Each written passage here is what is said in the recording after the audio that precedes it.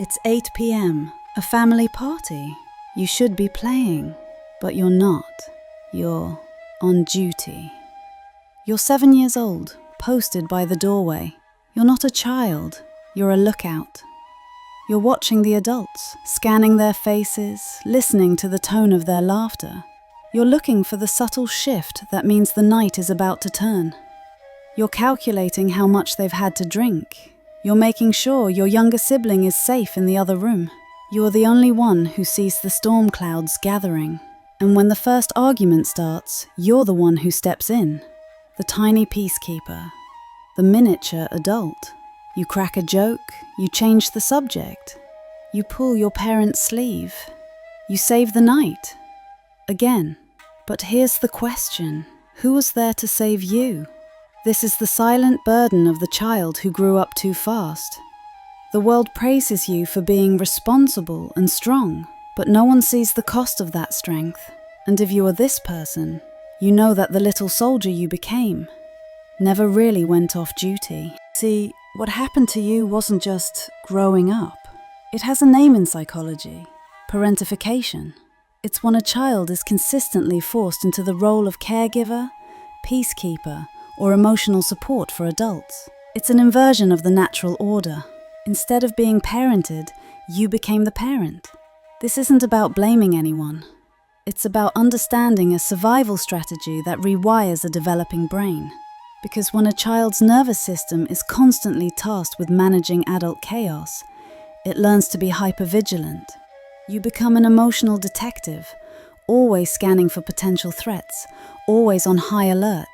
Your own needs disappear. You learn that safety is a transaction. You give peace, you get conditional safety. Your feelings become dangerous, while others' feelings become urgent. So, the authentic child recedes, and in its place, a powerful, performing adult begins to form. The good child, the quiet achiever, the therapist friend, the one who never asks for anything. You become so good at this role, you even forget it's a mask.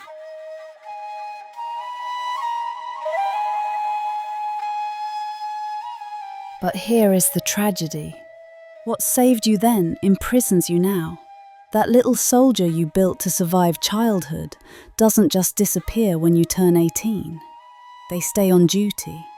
And their survival patterns show up as your biggest adult struggles. You might become hyper-independent. You refuse to ask for help, not because you're strong, but because you learned, deep down, that you are the only one you can truly rely on. You might become a high achiever or a perfectionist. You overwork, overperform, and overprepare, not for success, but for safety. You still believe that if you are perfect, responsible, and good, you can finally prevent the chaos from returning. You might feel incapable of relaxing. You feel a constant humming anxiety, a deep guilt when you try to rest. It's the lookout, inside you, still scanning the horizon, unable to believe that the danger has passed. And in relationships, you might find yourself always attracting people who need fixing. You become the emotional thermostat for your friends, your partners, repeating the same caregiver role you mastered as a child, wondering why you always feel so exhausted and unseen. This is the hidden cost of growing up too fast. You didn't just lose a childhood, you learned a set of rules for a war that is now over, and you are the only one still fighting it. So, how do you disarm a soldier who only knows how to fight?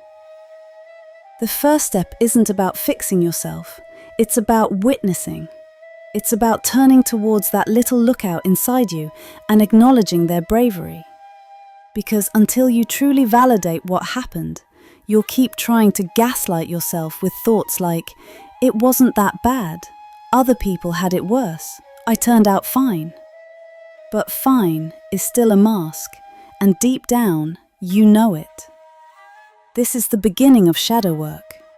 Not bypassing the pain with fake positivity, but turning toward the abandoned parts of yourself and saying, "I see you now, I hear you now, and I'm not leaving." This is the repairing process. It's brutal because it asks you to feel the grief you never had time to feel, to sit with the sorrow, the rage, the unmet needs, to mourn the innocence you lost while protecting people who should have protected you. That grief isn't weakness, it's proof that you're finally healing. Because what was once frozen is now beginning to fall.